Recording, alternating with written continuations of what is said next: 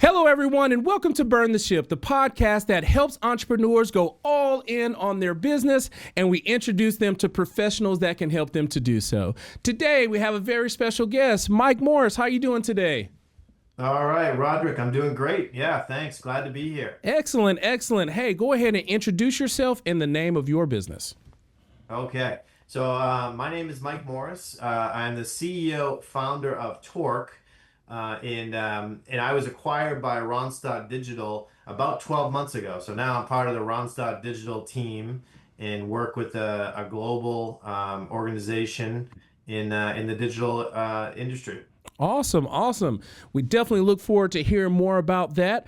And we understand that time is one of our most valuable resources. So go ahead and tell us a little bit about your journey, Mike. Okay, uh,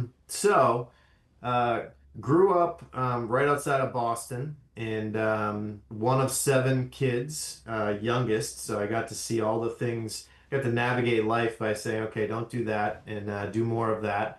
So had a great upbringing. Mm-hmm. Went to college and studied computer science, and in that journey just kind of fell in love with problem solving. Like that was really, I was actually a physics major, and I switched over to computer science because it was this immediate gratification of like building something and solving a problem, and you could do it over and over again. So really fell in love with that as a field and an industry. And I was fortunate enough to graduate school in a great economy, had a bunch of options, but couldn't decide what I wanted to do. And this little consulting company said, "Hey, you know, we're going to pay you great money. You're going to get to travel, and you're going to get to see a bunch of industries." So I did that. So I went to this highly technical small consulting company out of school, and I learned a ton. Like, how to participate in a meeting, and how to be a member of a team, and build a product. And the technical skills weren't the hard part. It was everything else that you kind of learned as being a professional. But it was a crash course because I got to work on first version of BarnesandNoble.com. Amazon launched. I was working at Barnes& and Noble building back-end store systems, and they said, "Hey, we need to launch an e-commerce site." And so I got to be a member of that team early on, which was super fun. And then as the consulting company started to grow, my career started to progress, and I could see myself quickly getting pushed into management roles. And so I had an older brother that had always said to me, he's like, "Hey, stay technical for as long as you can because you can always go to management, Mm-hmm. but learn that technical foundation." So I'd say I fought it off for a little bit, and then I eventually went into technology management and project management, and eventually became a VP of that company. At that time, the consulting company Talon was acquired by an internet incubator outside of Boston. I stayed for a little bit, and a group of us left to go start a new company. So one of the things that we had realized in this journey was that I loved the software development space and the whole concept of you could build something really great once and sell it a million times, like Mm-hmm. a really scalable business model. And unfortunately, consulting is the opposite of that. It's just effort based, it's time based, it's people based. So I was infatuated with like, hey, how could we take this consulting services business model and productize it? So there was a group of us that ended up leaving. There was the chairman of the consulting company kind of had this vision of building a social network Mm-hmm. of technical talent, and then we can monetize that talent, right? Either through consulting or through product development or through we didn't know. We just knew that if we could find this technical talent, build a social network of it, then we could build a strong business on top of it. So that company was Topcoder, Okay. and I spent a lot of time at Topcoder, and I eventually became the CEO. But it was one of the first, and still probably one of the most innovative business models when it comes to technology, a marketplace for technology developers. It was a crowdsourcing business model for software development. You put something out there into the crowd, Mm-hmm. people compete to solve it, build it, if you will, and then the best people would get rewarded, right? So it was a real meritocracy, unbelievable clients, and just a fantastic. I learned so much about how to work with a global talent base. We ended up when I was CEO, we ended up breaking 2 million members of the technology community, Nice. and then we got acquired by Wipro Okay. in 2016. So that kind of brings us up to Torc.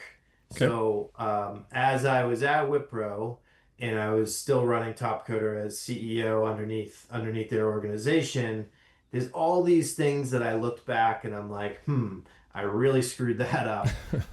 Ooh, if I had to do that again, I would do it this way. Mm-hmm. Ooh, wouldn't it be fun if, we tried this out? So I had all these things that I always said, there's just a ton of unfinished business, and that was really the genesis to go form the team to go build Torc, my current Your business. current business. It seems like I was going to ask, and I always ask, was there an event that happened that made you burn the ship and go all into it? Based off what you're sharing, which seems like you're good at, is building businesses and selling them. But was it the fact of you were just taking a look back at some of the things that you didn't do the way you wanted and say, hey, I want to form this business to correct all those mistakes that I made back then?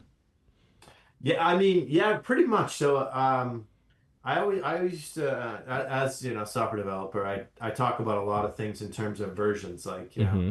this is Mike Morris, probably 10.0 at this point. I don't know. It's certainly not. It's not 1.0. I But got you. I remember, there was Top Coder 1.0, and then we had a kind of a big revelation in the mid, around 2011 or so. That was Top Coder 2.0, Mm-hmm. and then we got acquired by Wipro. That was kind of Top Coder 3.0. And I had presented to the company that the management of the company that acquired us. I said, hey, I want to do this next version. It's called Top Coder Unleashed, and like here are all the things I want to try. Mm-hmm. And but in order to do this, we should probably spin it back out so it has the ability to really innovate, run lean startup type of mentality. And so I kind of gave them the option, like, hey, would you like to do this with me? I really think it's going to be great.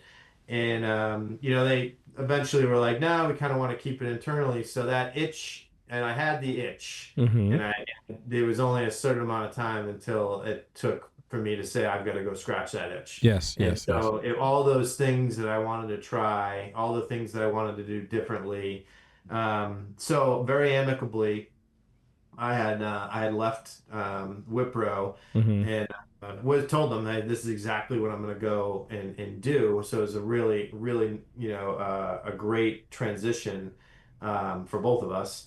And that was the start of Torc. That was the start. So like, just thinking about what would be possible, knowing that I had such a passion for this whole community model for software development, like building that 2 million person community. Mm-hmm. And then like then once you got the community, it's like, how do I get them as much opportunity as possible, right? Yes, And, yes. and so that's really what I wanted to do. Yeah. Now, tell us a little bit about Torc. Now, I know you're in a unique situation and where you are with it, but tell us about Torc. Tell us, what services you're providing there. Tell us all about that business.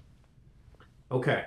So if you think of like the way Uber works is it's a two-sided marketplace for to get access to ride sharing. Mm-hmm. And the way that Torc works is we're a two-sided marketplace to get large enterprises access to software developers, Okay. or technologists, so more wider than just software development, but in the digital technology ecosystem. So it could be data scientists, could be software developers, could be QA, could be technical project managers, could be designers. And Torc is that matchmaker Mm-hmm. between the supply and the demand. But what keeps the Torc business running is this community model that you'll hear me say this word community a lot.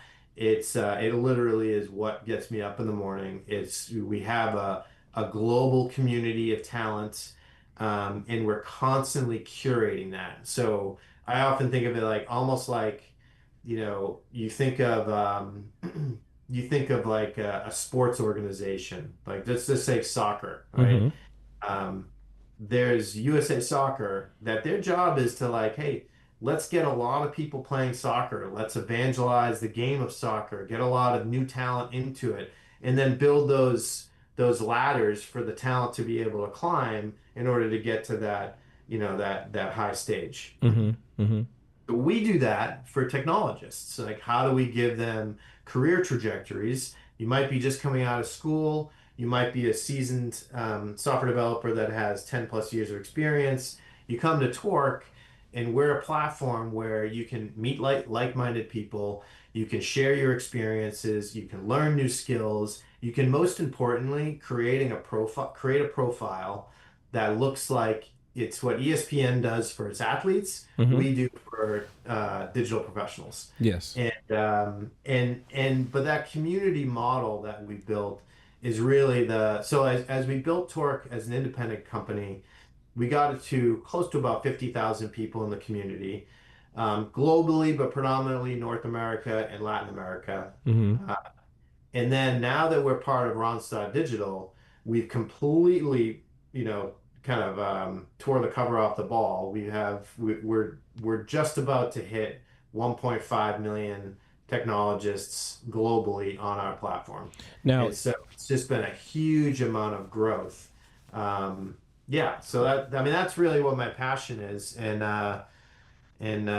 building businesses that get talent the access to amazing job opportunities. yeah, it makes tons of sense. You're creating a pool of people that you can see who rises up, because that example of the soccer makes a lot of sense, because those children could have been doing baseball, or they could have been doing American football, and instead they brought them to this particular opportunity.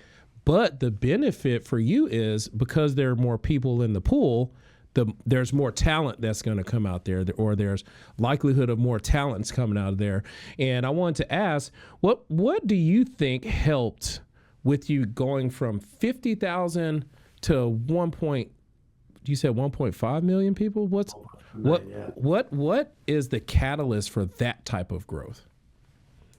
So it was the acquisition. Mm-hmm. So Randstad Digital, the company that I'm a part of now, is one of the largest staffing and solutions companies on the planet. Mm-hmm. And so we built a great platform and a great business model. I mean, it's kind of, if you take all the innovations of Top Coder and other things that I've done in my career, Mm-hmm. it's probably the fifth time we've gone about it. So, Yes. Yes. we had a good chance of getting it right. Mm-hmm. But we took our business model and our tech and applied it with the scale of Randstad Digital. Mm-hmm.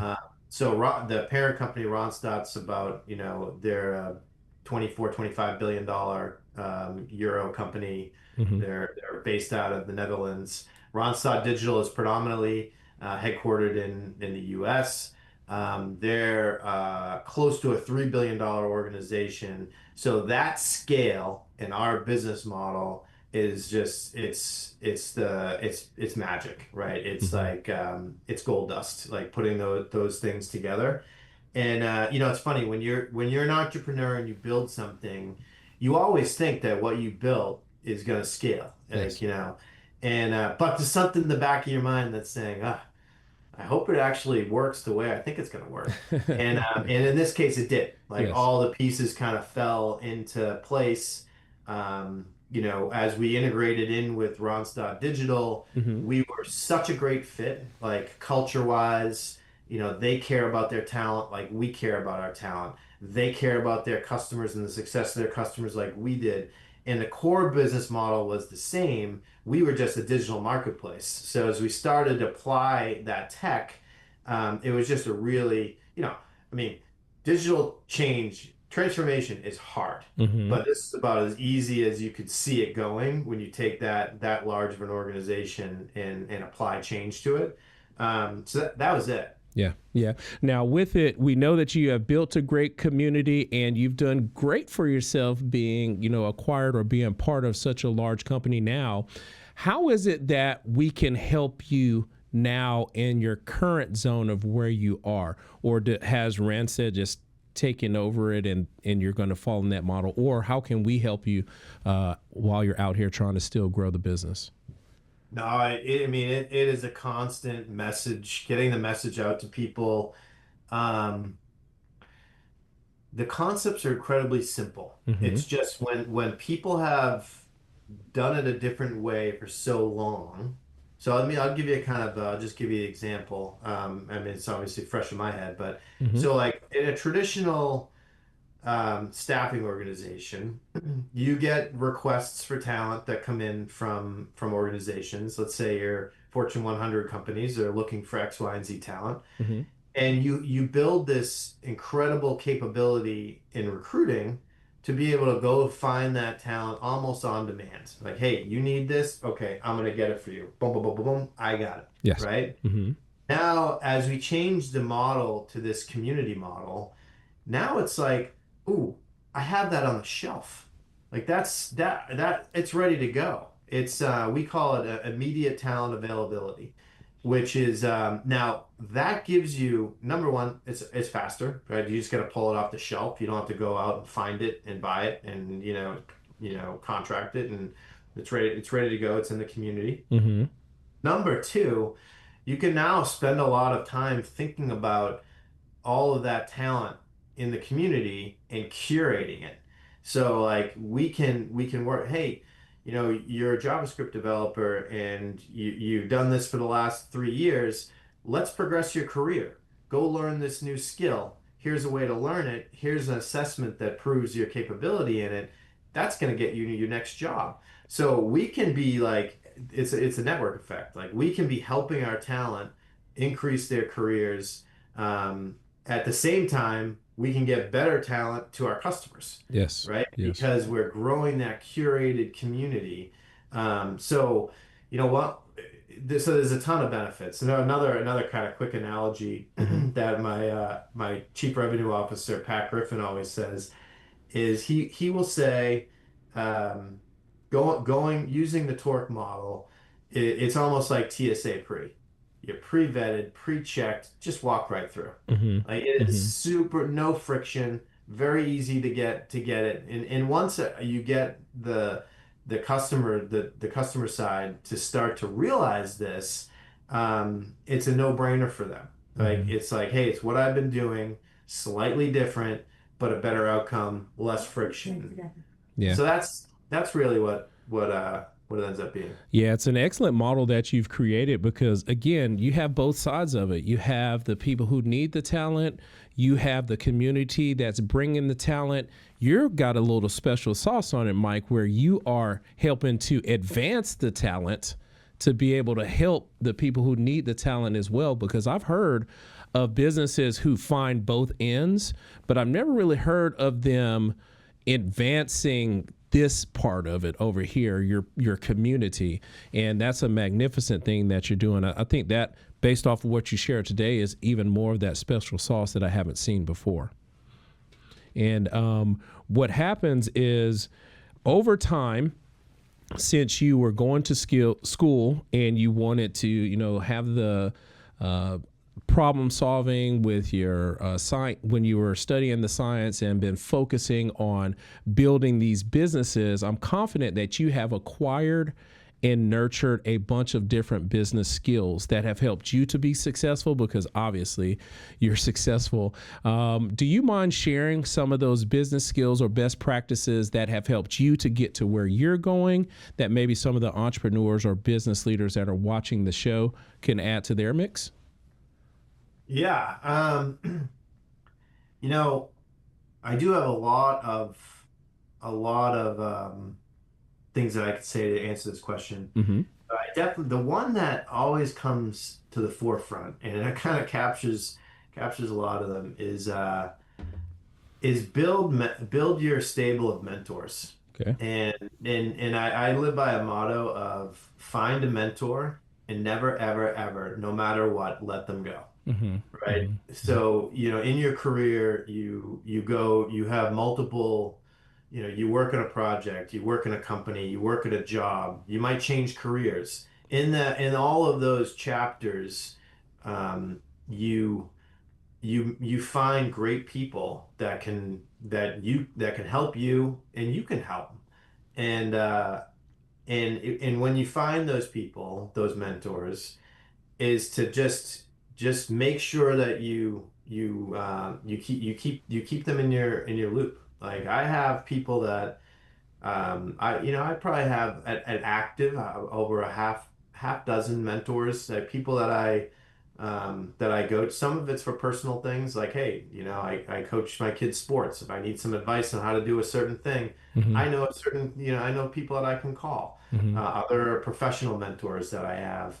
Others are like hey, parenting advice. There's all sorts of different types of mentors, but realize yourself, like who that is in your life, and make a concerted effort to keep that group tight. And you'd be surprised, like, one of my mentors told me this thing once. I'll give you just a really quick one of the hardest meetings I've ever had. He Mm-hmm. asked me to come in and pitch him on this idea. So I came in and I pitched him, and he tore me to pieces. Absolutely tore me to pieces to a point where I got a little frustrated, and I was just like, "Why?" He was an investor, and I'm Mm-hmm. like, "Why are you even invested in this?" Yes. And he said, "Listen, it's my job to make sure that you can answer these questions. I may not believe in everything you're telling me, but I believe in you." And Mm-hmm. he said that to me, and I was like, and it took me from like the lowest of the low to my tank was full, Yes. and that was, and I sat and I said to him, later on another conversation, I'm like, that really impacted me when you said that, and it just gave me this, it propelled me and gave me momentum. And he said, Mike, your career comes in different phases. Your first part of your career in life is your learning. You got to pay your dues. You got to learn. You got to learn from people. You got to learn from making mistakes. You got to learn whatever trade, industry, discipline you're in. You've got to learn. Mm-hmm. And then you've got your earn phase, right? Whereas like, okay, now it's time for you to earn. You've learned a lot. Now let's focus on that earning phase. And then there's the return phase. And he said to me, he's like, I'm now in the return phase. So that's why conversations like that are my focus. Like how do I, give you that level um of of momentum and confidence. And so I'd say my answer to your question is like is find your stable of mentors in your life, know who they are Mm-hmm. mentally, Mm-hmm. and make sure you make time to there's one other mentor that I have, Chris Barbin, and I've spoken with him. We have an every 6 week call for the last 12 years or so, Mm-hmm. it's just incredible, and I mean, I'd say I'm the net taker on that relationship, but I hope over time I can get back to him a little bit more. Yeah, I'm sure you'll get to that return phase with him as well. Now, that is a great bit of advice because a lot of business owners try to go it alone. It's their plan, their idea. They're just going to do what they do. But you do need to have other people that have had other experiences that you can lean on to try to help to avoid some of those things.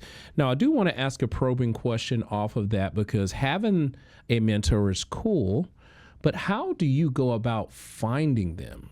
How did you go about finding that mentor that helped you? Like, I know you have a crew of them now, but what's some advice on a business owner going to find a mentor? Yeah. Um, so the good news is that they're already there. Okay. You you just probably not seeing them, Mm-hmm. and that's that. I'm not kidding when I say that. Like, um, I think in order a mentor relationship does have to start with the word relationship. Mm-hmm. So like you've been in the foxhole with them. You have a you've had to rely on them. They've had to rely on you. You built trust and there's a lot of people in your life that fit that criteria. So those are the people, and the ones that have something that that you admire and something that you want to emulate. Now, one of my mentors, one of the most successful businessmen, Frank D'Souza, that I've ever met. And but he's a complete down to earth guy.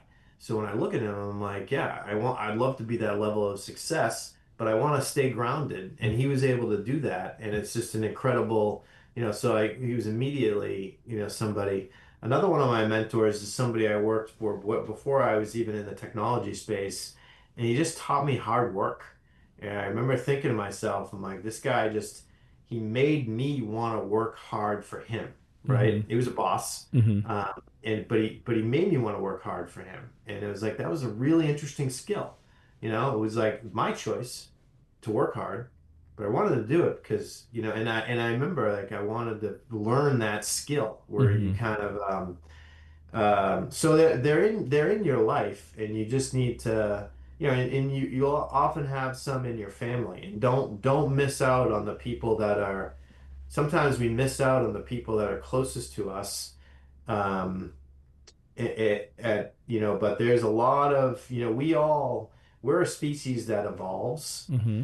and evolution happens from learning, and survival.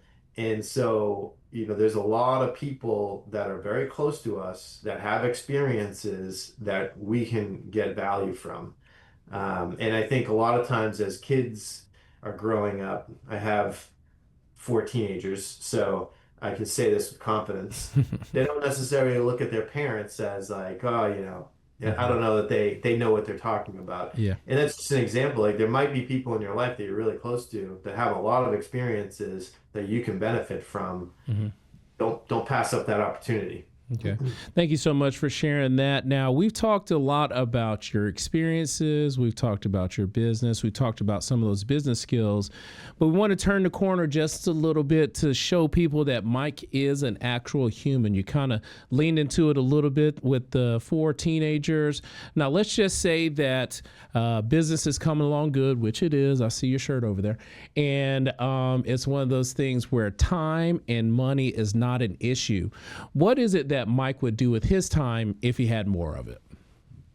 Yeah, that's a great question.